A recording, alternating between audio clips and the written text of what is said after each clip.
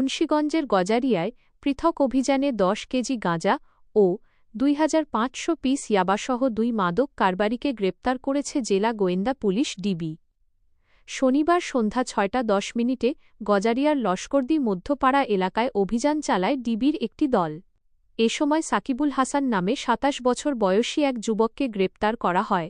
তার কাছ থেকে উদ্ধার করা হয় ১০ কেজি গাঁজা ও ৮০০ পিস ইয়াবা।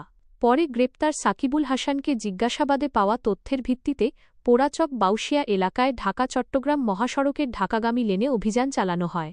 সেখান থেকে মতিন নামে ৫৫ বছর বয়সী আরেক ব্যক্তিকে গ্রেপ্তার করা হয়।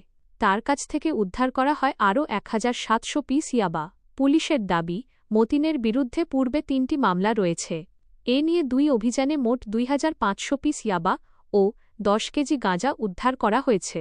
এ ঘটনায় গ্রেপ্তারদের বিরুদ্ধে আইনগত ব্যবস্থা প্রক্রিয়াধীন রয়েছে বলে জানিয়েছে পুলিশ।